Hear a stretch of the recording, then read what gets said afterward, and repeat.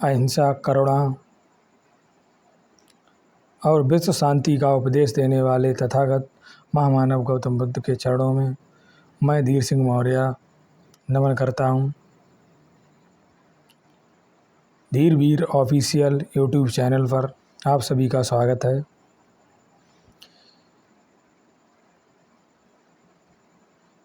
जब एक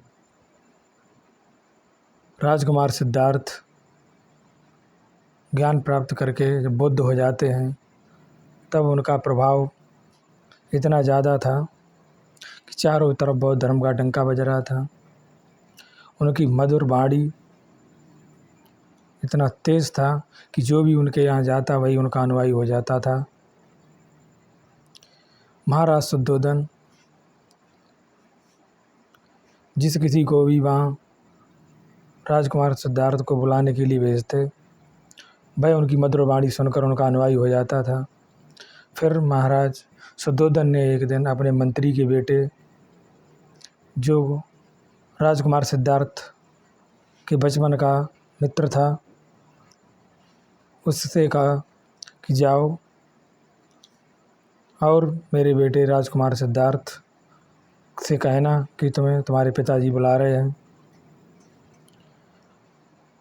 कि ये प्रतिज्ञा करके जाओगी, हमारा संदेश सबसे पहले कहोगे और जाकर वहाँ उनके अनुयायी हो तुम भी हो जाओगे। उनकी इतनी मधुर वाणी है। तो वह प्रतिज्ञा लेकर जाता है। जब राजकुमार सिद्धार्थ के पास पहुंचता है तो वह तुरंत ही अब महाराज शुद्धोधन का दिया हुआ संदेश सुनाता है और कहता है कि महाराज हे भगवान कि आपको आपके पिताजी बुला रहे हैं। तो राजकुमार सिद्धार्थ जो अब बुद्ध हो चुके थे वो कहते हैं कि पिताजी की इच्छा अवश्य पूरी करेंगे, जरूर जाएंगे कपिलवस्तु। फिर एक दिन गौतम बुद्ध कपिलवस्तु की ओर प्रस्थान करते हैं।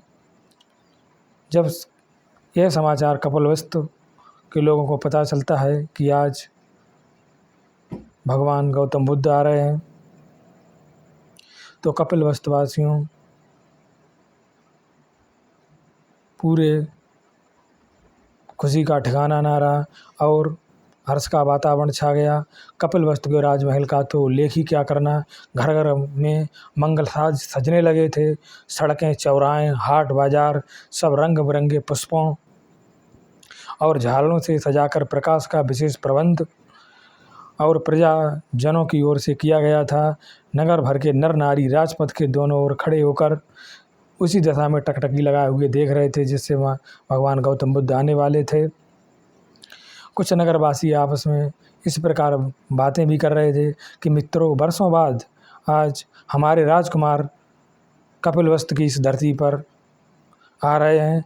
राजकुमार तब तक दूसरा कहता है कि राजकुमार नहीं मित्र, अब तो महात्मा गौतम बुद्ध कहो। उन्होंने स्वयं सभी सुखों को ठुकराकर अशांत मानवों को शांति दिलाने वाला सच्चा मार्ग खोज लिया है और बौद्ध नाम धर्म की स्थापना की है। वे स्वयं बुद्ध हो गए हैं। हमारा बड़ा सौभाग्य है कि जो आज हम उनके दर्शन करेंगे। देखो सभी नर नारी उनकी प्रतीक्षा में उनके आने की प्रतीक्षा में कितने व्याकुल दिख रहे हैं। मगर आज महात्मा अपनी इच्छा से आ रहे हैं। महाराज शुद्धोधन तो नख से सिख तक का राजभवन सजवाया है, संगीतज्ञ बुलवाए हैं और वहाँ बड़ी भारी उत्सव की तैयारी है। ये सब व्यर्थ है बंधु। राजभवन की भोग विलास अथवा नाच रंग अब उन्हें अपनी ओर आकर्षित नहीं कर पाएंगे। मैं तो तब तक एक उनमें से नगरवासी कहता है, सोचता है कि मैं तो कभी कभी ये बात सोचता हूँ कि इतने वैभव में पलने वाले राजकुमार कैसे तप साधना से कष्ट झेल पाए होंगे। जो यहाँ पुष्प शैया पर सोता हुआ कैसे पृथ्वी पर सोया होगा।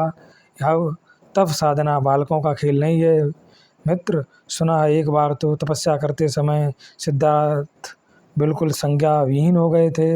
इतना ही नहीं, उनके 5 प्रमुख जो भिक्षु थे, प्रमुख जो साथी थे, उनके 5 गए तपस्या करने के लिए उनके साथ गए थे, वे भी उनका साथ छोड़कर चले गए। जब तथागत भगवान गौतम बुद्ध को बोध गया में ज्ञान प्राप्त हुआ तो सबसे पहले ही उन 500 भिक्षुओं अपने 5 उन ब्राह्मणों को सबसे पहले प्रथम उपदेश दिया। और महात्मा बुद्ध इतने सरल ढंग से सत्य का मार्ग बतलाते हैं कि मनुष्य स्वयं उनका अनुयायी बन जाता है। मित्र, चारों तरफ बौद्ध धर्म की जय जयकार हो रही है। गौतम बुद्ध के व्यक्तित्व की विजय है। उनका मोहक मुखमंडल, मधुर वाणी, करुणा और प्रेम पूर्ण हृदय मनुष्य को स्वयं ही उन पर न्यौछावर होने की प्रेरणा देता है। मैं तो उनके दर्शन करके आ रहा हूँ। कुछ क्षणों बाद वह पुनः बोला कि सारिपुत्र, महामोद कलाएँ जैसे प्रसिद्ध विद्वान उनके शिष्य बनकर उनके साथ इधर ही आ रहे हैं। बंद कपिलवस्तु के बाहर उनके ठहरने का प्रबंध किया गया है। तब तक एक महिला कहती है, बड़े दुख भरे स्वर से बोलती है कि हमारे राजकुमार जब भिक्षा पात्र हाथ में लेकर इस नगरी में भिक्षा मांगे गए तब महाराज की क्या दशा होगी, यही सोचकर मेरा जी बैठा जा रहा है। अचानक नगरवासी जयघोष करते हुए उसी दिशा में बढ़ने लगते हैं, जय जयकार करते हुए। इतना प्रबल शक्तिशाली था कि धरती आकाश थर्रा उठे। जयघोष इतना प्रबल और शक्तिशाली था कि धरती आकाश थर्रा उठे। सभी ने वहां जाकर बुद्ध के दर्शन किए। नगर के जिस हिस्से में भगवान गौतम बुद्ध भिक्षा मांगने के लिए जाते उधर ही भीड़ उमड़ पड़ती। और जब महाराज शुद्धोधन के घर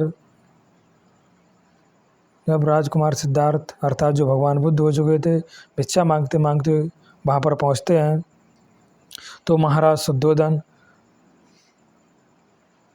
कहते हैं कि वो विधाता, यह दिन भी देखना भाग्य में बधा था। इस राज्य का राजकुमार अपने राज्य की गलियों में भिक्षा मांगेगा। ये व्याकुल हो उठे और उस ओर पहुँचे। तथागत के पास भिक्षा मांग रहे थे। उनके निकट जाकर बहुत ही करुण स्वर में कहा कि हे पुत्र, हम तो प्रतापी योद्धाओं के वंशज हैं। हमारे यहाँ किसी ने भिक्षा नहीं मांगी। तुम्हारे लिए सब प्रकार के भोज्य सामग्री की व्यवस्था महलों में है, तुम वहाँ चलकर भोजन करो। तब राजकुमार सिद्धार्थ महाराज शुद्धोधन को समझाते हुए कहते हैं कि महाराज, आपकी उत्पत्ति राजवंश में हुई है, परंतु मेरी उत्पत्ति प्राचीन बौद्धों के वंश से है। मेरी वंश परंपरा यही है। उन्होंने अपने त्यागी, तपस्वी, यशस्वी, संयमी और तपस्वी पुत्र को देखा और भिक्षा पात्र में भिक्षा डालकर भिक्षुओं सहित उन्हें भोजन के लिए शाम के लिए आमंत्रित किया। सभी भिक्षुराज भवन प्रांगण में शाम के समय भोजन के लिए पधारे। महाराज शुद्धोधन, महारानी प्रजापति गौतमी ने अपने हाथों से सभी को प्रेम से भोजन कराया। भोजन करने के पश्चात महाराज शुद्धोधन ने राजकुमार सिद्धार्थ जो बुद्ध हो चुके थे उनके एक ऊंचे आसन की व्यवस्था की और ऊंचे स्थान पर बैठाया कि फिर महाराज शुद्धोधन उनसे पूछते हैं, कहते हैं कि हे पुत्र, तुमने तो संन्यास ले लिया है, किंतु अब हमारा सहारा अब कौन बनेगा? क्या पुत्र को माता पिता का, पति को पत्नी का त्याग करना आवश्यक है? क्या उसके लिए आकर्मण्यता अपनाना उचित है? महाराज, मैं तब राजकुमार सिद्धार्थ जो बुद्ध हो चुके हैं वो महाराज को समझाते हुए कहते हैं, महाराज, मैं किसी को आकर्मता का पाठ नहीं पढ़ाता, बल्कि समृद्धि एवं उन्नति जीवन का मार्ग दिखाता हूँ। मैं अपने पराये सभी से शुद्ध प्रेम एवं सेवा करने की भावना की प्रेरणा देता हूँ। जितना प्रेम अपने माता पिता से करते हो उतना ही प्रेम दूसरों के माता पिता से करो। प्रेम में अपना पराया भाव नहीं आना चाहिए। मैं तो यह कहता हूँ कि मनुष्य को सभी से प्रेम करना चाहिए, चाहे रोगी हो, दीन हो, दुखी हो, अपंग हो, किसी भी जाति का हो, दलित हो, ब्राह्मण हो, वैश्य हो, शूद्र हो, सभी से एक समान प्रेम करो। मैंने यही सिखाता है। जीवन का उपयोग सदकर्म में लगाओ, बुरे कर्मों में मत लगाओ। मैं यही सिखलाता हूँ। जीवन समाप्त कर दो, ये तो मैं कभी नहीं कहता ना। भगवान बुद्ध का ये उपदेश सुनकर महाराज समझ गए कि अब सिद्धार्थ उनका पुत्र नहीं रहा, वह बुद्ध बन चुका है। उसके लिए अब पूरा संसार ही उसका घर है।